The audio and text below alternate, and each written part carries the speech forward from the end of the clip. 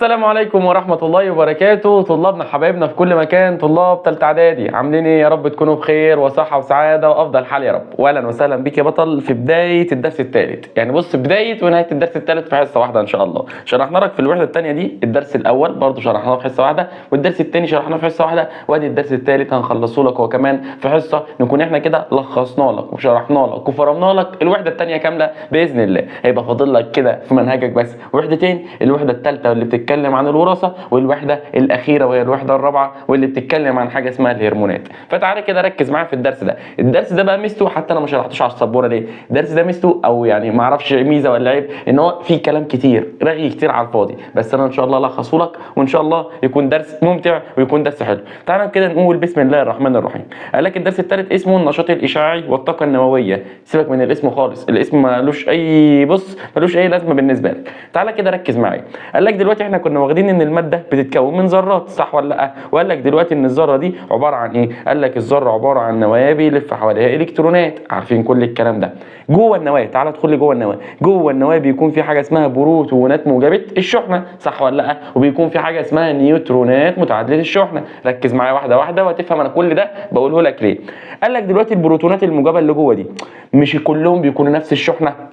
احنا واخدين ان الحاجه اللي طالما نفس الشحنه بيحصل لها تنافر عن بعضها، بيحصل لها تنافر. ليه يا مستر داخل النواه ما بيحصلش قوه تنافر؟ هو بيحصل قوه تنافر وكل حاجه، بس بقى بص دلوقتي انا عندي البروتون ده والبروتون ده الاثنين عايزين يبعدوا عن بعض، الاثنين عايزين يبعدوا عن بعض في قوه اسمها قوه ترابط، اسمها قوه ترابط بتيجي تربط كله ببعضه، بتيجي تربط كله ببعضه، فبتخلي النواه كلها متماسكه وكل البروتونات متماسكه في قلب بعضيها. يبقى انا كده دلوقتي انا عندي جوه النواه في حاجه اسمها بروتونات موجبه، في حاجه اسمها بروتونات موجبه. البروتونات الموجبه دي بيحصل لها قوه تنافر، بيحصل لها قوه تنافر، بتيجي قوه اسمها قوه الترابط النووي، عشان جوه النواه عشان كده سموها قوه الترابط النووي، قوه الترابط النووي. وقال لك دي اللي بتربط مكونات النواه ببعضها، بتربط مكونات النواه ببعضها. ده بص عايز تزق كده، لا هي تربطه تاني ويفضل الاثنين كل البروتونات مترابطه في بعضها وكل مكونات النواه مترابطه في بعضها. فقال لك دي كده ده كده موضوع الدرس يعتبر اصلا وهي قوه الترابط النووي، وهو قوه الترابط النووي. قال لك دي قوه لازمه ليه؟ لربط مكونات النواه ببعضها، لربط مكونات النواه ببعضها. فقال لك طب ماشي، احنا عندنا دلوقتي قوه بتتغلب على قوه التنافر اللي احنا قلناها، اسمها قوه ايه؟ اسمها قوه الترابط النووي. بص كده، انا في حاجه عايزه تتنافر وفي حاجه عماله تربط كده، ايه اللي هيحصل؟ هينشا طاقه اسمها طاقه نوويه، هينشا طاقه اسمها طاقه نوويه. فقال لك يعتبر النواه مخزنا للطاقه، يعتبر النواه مخزنا للطاقه. ليه؟ قال لك دلوقتي في قوه تنافر صح، في قوه ثانيه اسمها قوه الترابط النووي تيجي تتغلب على قوه التنافر. فقال لك كده ايه اللي بيحصل؟ بيحصل حاجه اسمها الطاقه النوويه. يبقى انا كده عندي جوه النواه في طاقه ولا لا؟ تعرف باسم الطاقه النوويه، ودي قوه جباره جدا وهنعرف كل الكلام ده دلوقتي. بيقول لك حتى لذلك تلجأ بعض الدول الى استخدام العناصر المشعه اللي احنا هنتكلم عنها دلوقتي لانتاج الطاقه النوويه في اغراض سلميه ومنها اغراض عسكريه. كل السطر ده اصلا عباره عن الدرس كله واللي احنا هنشرحه في قلب الدرس. اللي انا عايزك تفهمه لحد دلوقتي حاجه واحده، النواه مترابطه مع بعضها ازاي؟ بحاجه اسمها قوه الترابط النووي، بحاجه اسمها قوه الترابط النووي. قوه الترابط النووي بينشا عنها طاقه نوويه، بينشا عنها طاقه نوويه. في حاجه صعبه لحد هنا؟ لا. بيقول لك كده تعالى نقرا السؤال علل ده. علل تماسك نواه العناصر المستقره بالرغم من وجود قوة تنافر بين البروتونات بسبب مين اللي بيربطهم ببعض؟ بسبب وجود قوة الترابط النووي اللي بتربط مكونات النواة ببعضها وبتتغلب على قوة التنافر وبتتغلب على قوة التنافر. قال لك دلوقتي في ظاهرة مهمة جدا ظهرت اسمها ظاهرة النشاط الإشعاعي. قال لك ايه الظاهرة دي؟ وايه علاقتها بقوة الترابط؟ وايه علاقتها بالنواة؟ وايه علاقة ده كله ببعضه؟ تعال ركز معايا كده. قال لك دلوقتي في عالم اسمه هنري بيكوريل، عالم اسمه هنري بيكوريل، لازم طبعا تبقى عارف الاسم كويس. قال لك العالم ده جه في وقت من الأوقات كان حاطط عنصر اسمه من العناصر المشعة، اسمه عنصر اليورانيوم، اسمه عنصر اليورانيوم، وهفهمك دلوقتي يعني ايه عنصر مشع. قال لك بعد فترة لقى ايه؟ لقى ان انت دلوقتي عنصر اليورانيوم ده بيطلع أشعة غير مرئيه، يعني انا ما بشوفهاش. الاشعه بتعمل ايه؟ بتعرف تخترق المواد الصلبه. يعني مثلا لو عندي حته خشبه هتعرف تخترقها، مثلا القلم ده عنصر اليورانيوم اهو ماشي، وقدامه دلوقتي مثلا المكتب ده حته الخشبه دي. قال لك ساعتها بص عنصر اليورانيوم ده بيعرف يطلع اشعه تخترق المواد الصلبه، تعرف تخترق المواد الصلبه. فقال لك العالم ده كان قاعد لا ايه، لا ان احنا دلوقتي عندنا عناصر مره واحده بتطلع اشعه، مره واحده بتطلع اشعه. ماشي، قال لك الاشعه دي بتكون مرئيه ولا غير مرئيه؟ طبعا بتكون غير مرئيه، بتكون غير مرئيه. قال لك دلوقتي بقى احنا ايه اللي بيخلي الاشعه دي تطلع؟ ايه اللي بيخلي الاشعه دي تطلع؟ قال لك جوه النواه بيكون في طاقه، جوه النواه بيكون في طاقه، الطاقه دي بتكون زايده عنها. ماشي، انا لو معايا دلوقتي مثلا اكل زياده في جسمي، ايه اللي هيحصل؟ انا واكل اكل زياده، ايه اللي هيحصل؟ هرجع، صح ولا لا؟ معلش على القرف، هرجع صح ولا لا؟ فقال لك لما النواه بيكون فيها جواها طاقه زايده كمان، هي كمان بتخرجها بس في صوره اشعه، ايه يا مستر سبب الطاقه الزايده؟ ايه سبب الطاقه الزايده؟ فاكر لما انا قلت لك في بروتونات، صح ولا لا؟ ركز معايا معلش، انا عارف ان الدرس رغاه شويه، ركز معايا، انا هبسطه لك في الاخر. مش انا دلوقتي عندي جوه في بروتونات، صح ولا لا؟ البروتونات دي فيها قوه تنافر، وقلنا اللي بيربطها قوه الترابط النووي. مع البروتونات في حاجه اسمها نيوترونات بتكون متعادله، مع البروتونات في حاجه اسمها نيوترونات بتكون متعادله. قال لك دلوقتي في بعض العناصر بيكون عدد النيوترونات ده زايد عن العدد اللازم لاستقرار الذره. يعني مثلا هي لو بتشيل 10 لا ده عندها 20، يبقى العدد ده زايد ولا مش زايد؟ العدد ده زايد يا عم الحاج. ماشي، ايه اللي هيحصل؟ قال لك عشان تتخلص من العدد الزايد ده، قال لك بتطلع اشعه للتخلص من العدد الزايد من النيوترونات، بس بتتخلص منه في صوره طاقه اللي هي طاقه اشعه. تعال، انا دلوقتي العناصر اللي بيكون فيها عدد النيوترونات زايد عن العدد اللازم لاستقرار الذره بسميها ايه؟ بسميها عناصر مشعه، عشان بتطلع اشعه. اكتب المصطلح العلمي: عناصر تحتوي انويه ذرتها على عدد من النيوترونات يزيد عن العدد اللازم لاستقرارها. نيوترونات كتير عناصر مشعه، نيوترونات كتير عناصر مشعه. من ضمن العناصر المشعه هو عنصر اليورانيوم. ومين اللي اكتشف الكلام ده؟ هو العالم هنري بيكوريل. اكتشف ان في اشعه بتطلع غير منظوره، غير مرئيه، من عنصر اسمه عنصر اليورانيوم. فقال لك ساعتها ايه؟ قعد يبحثوا بقى، وقال لك ساعتها ان احنا عندنا عناصر اسمها عناصر مشعه بيكون عندها عدد من النيوترونات زايد عن العدد اللازم لاستقرارها، فساعتها بتطلع الكلام ده في صوره طاقه اشعاعيه، بتطلع الكلام ده في صوره اشعه، فسميناها بالعناصر المشعه. المهم عندي في كل ده عناصر مشعه، نيوترونات كتير، عناصر مشعه، نيوترونات كتير، عناصر مشعه، نيوترونات كتير. اللي بيحصل بتطلع النيوترونات الكتيره دي، او بتتخلص من الطاقه دي في صوره طاقه اشعاعيه، في صوره اشعه. لحد دلوقتي انا اهم حاجه انا خدتها ايه؟ ان احنا عندنا قوه الترابط النووي. قوه الترابط النووي دي بتعمل ايه؟ بتربط مكونات النواه ببعضها. قال لك وايه كمان؟ ودلوقتي قوه الترابط النووي دي بيطلع عنها طاقه نوويه. قال لك دلوقتي احنا عندنا ظاهره النشاط الاشعاعي. مين اللي اكتشف الكلام ده؟ العالم هنري بيكوريل، على عنصر اسمه عنصر اليورانيوم. قال لك ساعتها عنصر اليورانيوم ده من العناصر المشعه. ما هي العناصر المشعه يا مستر؟ قال لك ده عناصر عندها عدد من النيوترونات زياده عن العدد اللازم لاستقرارها. تعال بقى ناخد امثله لبعض العناصر المشعه. انت عندك 7 بس، انا عايزك تحفظ لي كام واحد كده، عشان لو قال لك اكمل مثلا من العناصر المشعه نقط كده. تعال كده نحفظهم مع بعض. قال لك انت عندك حاجه اسمها راديوم، سيزيوم، روبيديوم، زيركانيوم، اليورانيوم، والبولينيوم، والسيلينيوم. طبعا انت قاعد مزدهل، ايه الاسماء العقيمه اللي انت بتسمعها دي؟ معلش بص، اخرهم كلهم يم: راديوم، سيزيوم، روبيديوم، وهكذا. قال لك دلوقتي بص، انا عايزك تحفظ لي حاجه زي السيزيوم، حاجه زي الروبيديوم، حاجه زي اليورانيوم مثلا. احفظ لي الثلاثه دولت يا عم الحاج. ليه؟ عشان لو قال لك اكمل ولا حاجه، هو استحاله يجيب لك اكمل السبعه كلهم، لا، يجيب لك واحد ويديك مثلا اختيارين فاضيين، انت تحط ايه؟ الاختيارين من عندك. يبقى انا كده عندي 7 عناصر مشعه انا واخدهم عندي في المنهج: اليورانيوم والسيزيوم والروبيديوم والزيركانيوم واليورانيوم والبولانيوم والسيلينيوم.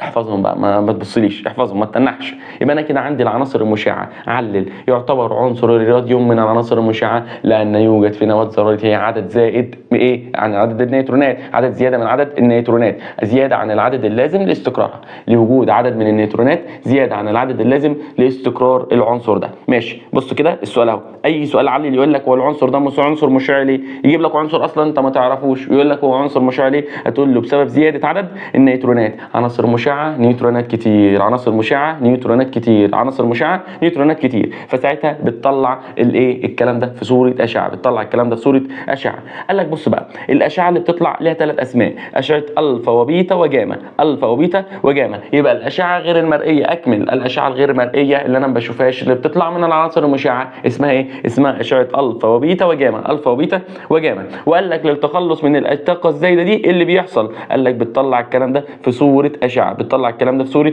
اشعه. ظاهره النشاط الاشعاعي، قال لك دلوقتي الذره دي كانت عماله غير مستقره، غير مستقره، عنصر مشع، عنصر مش عارف يقعد على بعضه عشان في جواه طاقه زايده، صح ولا لا؟ قال لك طلع الطاقه الزايده اللي جواه دي، ايه اللي هيحصل؟ هيبقى عنصر شبه مستقر بقى، خلاص بقى مستقر شويه، هدي شويه. عارف انت لما تبقى بطنك وجعك مثلا وخلاص تخلص من الاكل اللي في بطنك، بتهدى شويه، نفس الكلام ده بالظبط، نفس النظام، والله نفس التشبيه. فقال لك دلوقتي احنا عندنا ظاهره النشاط الاشعاعي. قال لك ايه ظاهره النشاط الاشعاعي يا عم الحاج؟ قال لك ده عمليه تحول لانويه بعض العناصر المشعه، قال لك بتتحول الى تركيب اكثر استقرارا، بتبقى اكثر استقرارا، بتبقى مستقره اكثر. يبقى بتتحول من مشع يعتبر الى تركيب اكثر استقرارا. تعالى من الرسمه دي، ذره عنصر مشع مثل عنصر اليورانيوم بيفقد جزء من الطاقه في صوره اشعاع، فيتحول الى عنصر اكثر استقرارا، فيتحول الى عنصر اكثر استقرارا. تعالى نراجع الصفحه دي تاني. بص انا كل شويه هراجع لك عشان تبقى حافظ الدرس. يعني بص ملخص الصفحه دي، احنا عندنا قوه اسمها قوه الترابط النووي، قوه الترابط النووي دي بينشا عنها طاقه نوويه. الطاقه النوويه دي قال لك دي بتكون طاقه هائله داخل الايه النواه، فالنواه دي تعتبر مخزن للطاقه. ظاهره النشاط الاشعاعي اللي اكتشفها العالم هنري بيكوريل، قال لك من خلال عنصر اليورانيوم اللي كان بيطلع اشعه غير مرئيه تستطيع ان تخترق المواد الصلبه. قال لك دلوقتي احنا عندنا العناصر المشعه يعني نيوترونات كتير، عناصر مشعه نيوترونات كتير، اي عنصر مشع عنده نيوترونات كتير بيطلع اشعه في ايه اسمها ايه؟ الفا وبيتا وجاما، اي اشعه غير مرئيه، اشعه غير مرئيه. ظاهره النشاط الاشعاعي ده عمليه تحول تلقائي لانويه بعض العناصر المشعه الى عناصر اكثر استقرارا، ماشي، الى تركيب اكثر استقرارا. قال لك زي عنصر مشع زي اليورانيوم، ماشي، بيفقد جزء من الطاقه في صوره اشعاع، فبساعتها بيتحول الى عنصر اكثر استقرارا. قال لك الكلام ده بيحصل في الطبيعه، صح ولا لا؟ احنا عندنا دلوقتي نشاط اشعاعي تاني يعرف باسم النشاط الاشعاعي الصناعي. تعالى كده ركز معايا. قال لك دلوقتي احنا ممكن نعمل حاجتين، احنا ممكن نستخدم الكلام ده في السلم اللي هي الحاجه الحلوه، ماشي، يعني الاشعه دي اللي هي الطاقه دي، مش دي طاقه تطلع من العنصر، انا اسيبها ليه؟ ما انا استخدمها، استفاد بيها، اسيبها ليه تتهدر؟ لا انا استفاد بيها. انا ممكن استخدمها في السلم اللي هو الحاجه الحلوه، وممكن استخدمها في الحرب، وممكن استخدمها في الحرب. تعالى لي. قال لك دلوقتي انت ممكن ان انت تعمل مفاعلات نوويه او تاخد الطاقه دي وتعمل بيها مفاعلات نوويه، ماشي. قال لك ايه اللي هيحصل ساعتها؟ تستخدمها في اغراض سلميه، اغراض حلوه، مفاعلات نوويه، اغراض سلميه، مفاعلات نوويه، اغراض سلميه. وممكن ان انت تستخدمها في صناعه القنابل الذريه، في صناعه القنابل الذريه. قنبله ذريه دي تنزل على اي بلد تشيلها بالكامل، صح ولا لا؟ ماشي. الكلام ده حلو ولا وحش؟ طبعا الكلام ده لو انا استخدمته في الشر يبقى وحش. فقال لك تستخدم لاغراض حربيه، تستخدم لاغراض حربيه. يبقى انا عندي الطاقه النوويه دي انا ممكن استخدمها لاغراض سلميه واغراض حربيه. اغراض سلميه مفاعلات نوويه، اغراض حربيه قنابل ذريه، اغراض حربيه قنابل ذريه. قال لك دلوقتي عندنا عالم مصري جميل جدا اسمه العالم الدكتور علي مصطفى مشرفه، وده عالم مصري العالم اينشتاين وصفه ان هو يعتبر من اعظم علماء الفيزياء في العالم. عمل ايه؟ قال لك كان ليه نظريات مهمه في مجال الذره والاشعاع، كمان عمل نظريه اسس فيها صناعه القنبله الذريه، اسس فيها صناعه القنبله الذريه. ماشي، هو شارك في الكلام ده، يعتبر هو يعني الاساس في صناعه القنابل الذريه. هل هو كان عايز يستخدمها في الحرب؟ لا، ده كان عايز يستخدمها في الخير بس. قال لك كان معارضا لهذا الامر وندى بالضروره الى تسخير الذره والاشعاع لخير البشريه، مش ان انا استخدمها في الشر وفي الحرب زي ما بيحصل دلوقتي، لا، ان انا دلوقتي استخدمها في الخير. ده كده الدكتور علي مصطفى مشرفه. قال لك الاستخدامات السلميه للطاقه. احنا دلوقتي الاستخدامات الحلوه للطاقه دي ايه؟ رقم واحد في مجال الطب، يقول لك دلوقتي هل الطاقه الاشعاعيه دي او الطاقه النوويه دي انا ممكن استخدمها في مجال الطب واستفاد بيها؟ طبعا. قال لك بتعمل بيها تشخيص وعلاج لبعض الامراض مثل السرطان.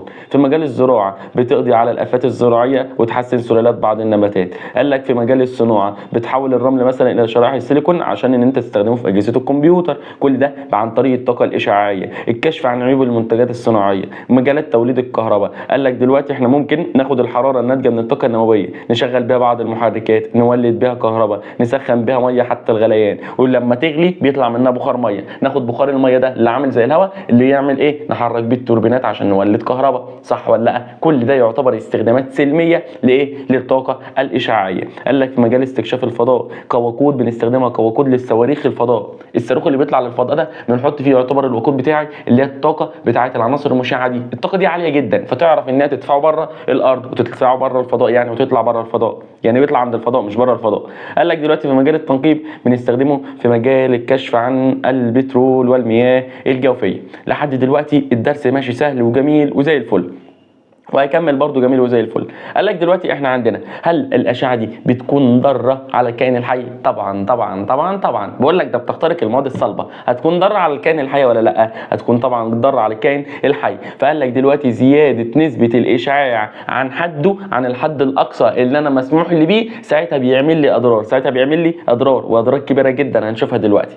قال لك طب ماشي يا عم الحاج، انا دلوقتي في ناس شغالين في مجال اللي هو الاشعاع، صح ولا لا؟ يعني الناس اللي شغالين في مجال الاشعاع ده ايه اللي هيحصل لهم؟ والناس اللي هم اللي زينا العاديين اللي هم الانسان الطبيعي اللي هو مش شغال في مجال الاشعاع، مش شغال في مصنع مثلا ولا في حاجه فيها اشعاعات ضاره. تعال ركز معايا. قال لك احنا بنقيس وحده قياس الاشعاع الممتص اللي جسمي بيمتصها. يعني ايه يا مستر الكلام ده؟ انا اي حاجه في الدنيا ليها وحده، الطول ليه وحده، دلوقتي مثلا الكتله ليها وحده الكيلو جرام، الوزن ليه وحده، صح ولا لا؟ فقال لك وحده قياس الاشعاع الممتص، قال لك ده وحده اسمها السيفرت، وحده اسمها السيفرت اس في. قال لك دي الوحده الدوليه اللي احنا بنقيس بيها كميه الاشعاع الممتص بواسطه الجسم البشري، بواسطه الانسان. التعريف ده مهم جدا جدا جدا جدا جدا. السيفرت هي الوحده الدوليه لقياس الاشعاع الممتص، السيفرت هي الوحده الدوليه لقياس الاشعاع الممتص. ماشي، 1 مللي سيفرت هيساوي قد ايه؟ هيساوي 1 على 1000 سيفرت، صح ولا لا؟ يعني انا عايز احول دلوقتي من ملي لايه؟ اللي هو العادي اللي هو السيفرت. ايه اللي هيحصل؟ هقسم على 1000، هقسم على 1000 اللي هي 10 اس سالب 3 يعني. تعالى لي هقول لك دلوقتي، انا بقول لك الملي سيفرت ليه؟ عشان ده اصلا انا ما اقدرش استحمل 1 سيفرت كامل كده، لا ده انا بستحمل ملي سيفرت، فاهم؟ اللي هو حاجه بسيطه، حاجه بسيطه. تعالى ركز معايا. قال لك دلوقتي احنا عندنا الناس اللي شغالين في مجال الاشعاع. قال لك دلوقتي الناس اللي عاملين في مجال الاشعاع دي بياخد جرعه في السنه الواحده حوالي 20 مللي سيفرت وكفايه، ما يقدرش جسمه يستحمل تاني، هو خلاص هو دلوقتي بقى متعود على الاشعه دي. قال لك جسمه ما يقدرش يستحمل اكتر من 20 مللي سيفرت. الناس دي اللي شغالين في مجال الاشعاعات، اللي عاملين في مجال الاشعاع. قال لك طب الحد الاقصى للجمهور العام اللي زينا، قال لك ما ينفعش تتجاوز 1 مللي سيفرت في السنه. بص الفرق من 1 ل 20. العاملين بيستحملوا قد ايه؟ 20 مللي سيفرت في السنه الواحده. طب الناس اللي عنديين اللي زينا 1 مللي سيفرت. الكلام ده بيجي في اكمل وبيجي في اسئله كتير. يقول لك دلوقتي الحد الاقصى للجرعه الامنه في مجال الاشعاع كام مللي سيفرت؟ 20 مللي سيفرت. طب الحد الاقصى للجمهور العام 1 مللي سيفرت، 1 مللي سيفرت. قال لك طبعا الجرعه دي بتختلف على حسب الشخص، عمر الشخص. لو راجل كبير طبعا مش هيقدر يستحمل الفتره اللي بيتعرض فيها الاشعاع، فتره كبيره ولا فتره صغيره، وهنتكلم عن الكلام ده دلوقتي. والجزء اللي هو من الجسم اللي بيتعرض للاشعاع، يعني مثلا حاجه زي المخ ده لو تعرض للاشعه كتير طبعا هيتدمر، مع عكس ايدك مثلا، عشان المخ ده هو يعتبر كل حاجه في جسمك. يبقى انا كده عندي لحد دلوقتي اكتب المصطلح العلمي، الوحده الدوليه لقياس الاشعاع الممتص هي السيفرت. والله دي مهمه جدا جدا جدا. الوحده الدوليه لقياس الاشعاع الممتص هي السيفرت. ماشي. قال لك دلوقتي تعالى اما نكمل. دلوقتي احنا عندنا مصادر التلوث الاشعاعي، مصادر التلوث الاشعاعي. انت ممكن الاشعه دي تجي لك من مصادر طبيعيه وممكن تجيب لك من مصادر صناعيه. تعالى لي مصادر طبيعيه. انا عندي دلوقتي مش احنا عندنا عناصر موجوده على سطح الارض، العناصر دي بتطلع اشعه، صح ولا لا؟ العناصر المشعه، هل انا ليا دخل بيها؟ لا. فقال لك دي كده مصادر طبيعيه، دي كده مصادر طبيعيه، وزي الاشعه اللي بتجي لي من الفضاء، الاشعه الكونيه اللي من بره. طب مصادر صناعيه، انا صنعت قنبله ذريه بايدي، ماشي، وجيت رميتها وفجرتها، هل انا اللي عملت ده؟ ماشي، ولا حد تاني اللي جه عمله؟ انا طبعا اللي عملت ده، الانسان هو اللي عمل ده. فدي مصادر صناعيه، دي مصادر صناعيه. وزي النفايات بالعربي كده، الزباله يعني، ماشي، اللي بتطلع من المفاعلات النوويه، النفايات اللي بتطلع من المفاعلات النوويه. تعالى بقى، قال لك جه في سنه من السنين ايه اللي حصل؟ قال لك جه انفجر مفاعل روسي اسمه تشيرنوبل، المفاعل النووي ده اتفجر، ماشي. حصل بعديه شويه حاجات، تعالى كده اما نقرا القصه بتاعته. قال لك في يوم 26/4/1986، مش هيجي يسالك على التاريخ، احنا مش في حصه الدراسات. قال لك حصل انفجار نووي لمفاعل نووي اسمه تشيرنوبل، المفاعل النووي ذات نفسه هو اللي اسمه كده، اسمه تشيرنوبل. قال لك بس ثواني، اهم حاجه عشان يجي لك اكمل، المفاعل النووي ده انفجر ليه؟ نتيجه خطا في التشغيل، الناس اللي كانوا بيشغلوه عملوا خطا معين في التشغيل بتاعه فانفجر. ماشي، فكده يعتبر اكمل حدثت انفجار المفاعل النووي الروسي اللي هو تشيرنوبل نتيجه خطا في التشغيل، ادى الانفجار ده الى تسرب الكثير من الاشعاعات الكونيه. ماشي، من الاشعاعات يعني من المفاعل النووي ده. ايه اللي حصل؟ قال لك دلوقتي في شهر مايو، في نفس يعني الشهر اللي بعديه على طول، في شهر مايو ايه اللي حصل؟ التلوث الاشعاعي ده وصل لحد عالي. ماشي، وصل الى الامطار، يعني وصل لفوق وتلوث بالسحاب، يعني مشي مع السحاب. وقال لك دلوقتي لما المطره مطرت ايه اللي حصل؟ التلوث الاشعاعي ده انتقل عن طريق سطح الارض، حاجه من الاثنين، اما بواسطه الامطار اما بواسطه السقوط الجاف، يعني مفيش مطر، بواسطه الرياح النباتات اتلوثت، التربه اتلوثت، كلنا اتلوثنا وانا اتلوثت. ماشي، والعشب اتلوث والابقار والاغنام، وكل ده بقى ملوث بالاشعه، الكلام ده الناس دي اتضرت ولا لا؟ طبعا اتضروا جدا. فقال لك دلوقتي المفاعل النووي اللي انفجر في روسيا اللي هو المفاعل النووي الروسي تشيرنوبل، قال لك انفجر نتيجه خطا في التشغيل. ايه اللي حصل تلوث اشعاعي فكون بفوق سحابه ذريه. قال لك الرياح نقلتها من مكان لاخر، حصل سقوط جاف بواسطه الرياح او سقوط الامطار الملوثه بالاشعاعات. قال لك دلوقتي جذور النباتات والحيوانات وكل ده اللي حصل يعتبر اتلوثوا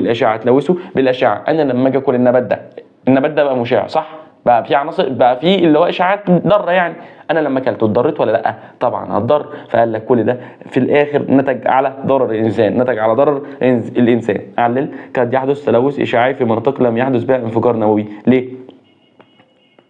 بص كده، انا ممكن دلوقتي التلوث ده ينتقل عن طريق الرياح، ما انا ممكن مثلا يحصل هنا، ماشي، يعني مثلا يحصل في المكان اللي انا قاعد فيه تلوث اشعاعي، الرياح نقلته من مكان الى اخر، الناس اللي هناك دي هتتضرر ولا لا؟ طبعا هتتضرر. مش الرياح نقلته، ماشي، حاجه زي الامطار برضو لما تتنقل من مكان الى اخر. تعالى كده ندي مراجعه بسيطه. احنا دلوقتي خدنا ايه؟ خدنا مخاطر واضرار التلوث الاشعاعي. قلنا الوحده اللي احنا بنقيس بيها الايه التلوث الاشعاعي، قلنا دلوقتي السيفرت، قلنا وحده السيفرت. العاملين في المصانع بتاعه الاشعاع قال لك بيستحملوا قد ايه في السنه؟ 20 ملي سيفرت. طب الجمهور العام اللي زينا 1 ملي سيفرت. قلنا مصادر التلوث الاشعاعي اما مصادر طبيعيه اما مصادر صناعيه. قال لك زي المفاعل نووي انفجر اسمه المفاعل النووي تشيرنوبل، انفجر نتيجه خطا في التشغيل. دلوقتي انا دلوقتي اللي هو الاشعاع اتنقل من مكان الى اخر عن طريق الرياح بالسقوط الجاف او عن طريق الامطار. ماشي، قال لك بقى اخر حاجه يعتبر تاثيرات الاشعاع على الجسم.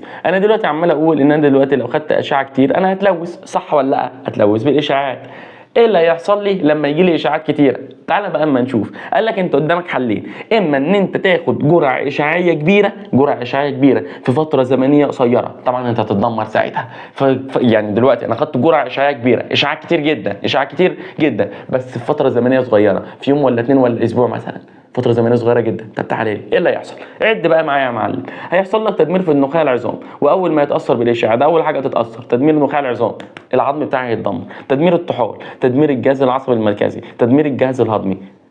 انت متخيل ايه اللي هيحصل؟ انت بالعربي بتموت بس بالبطيء، صح ولا لا؟ فقال لك دلوقتي لما بتعرض لجرعه اشعاعيه كبيره فتره زمنيه قصيره بيحصل لي تدمير في نخاع العظام، تدمير في الجهاز العصبي، تدمير في الطحال، وتدمير في الجهاز الهضمي. وانا عندي دلوقتي نخاع العظام ده المسؤول عن انتاج كرات الدم الحمراء، انتاج كرات الدم الحمراء اللي هي طبعا مهمه بالنسبه لي. طب تعالى كده، رقم 2 لما اخد جرعه اشعاعيه صغيره بس في فتره زمنيه طويله، يعني مثلا شهور او اعوام، يعني دلوقتي سنين مثلا. تعالى اما نشوف. قال لك هيحصل لك 3 حاجات، اما تاثيرات بدنيه على البدن بتاعك، على الجسم بتاعك، ساعتها هيحصل لك لا قدر الله حاجه زي سرطان الجلد، قال لك اما تاثيرات وراثيه، يعني دلوقتي هتتنقل لابنائك، قال لك زي تغير في تركيب الكروموسومات اللي احنا خدناها الترم الاول. قال لك ساعتها لما تيجي تتجوز مثلا وتخلف، دلوقتي ابنك لو انت عندك اشاعات كتيره، قال لك ابنك هيتنقل عن طريق نقل الكروموسومات دي. مش احنا قلنا ان دلوقتي الصفات الوراثيه بتتنقل من الاباء الى الابناء؟ طب تعال، تاثيرات وراثيه قال لك عن طريق تغير في تركيب الكروموسومات، فساعتها بننتج اولاد مشوهين، اطفال مشوهين. او تاثيرات خلويه، قال لك دي بتحصل في تركيب الخلايا، بتحصل تغير في تركيب الخلايا.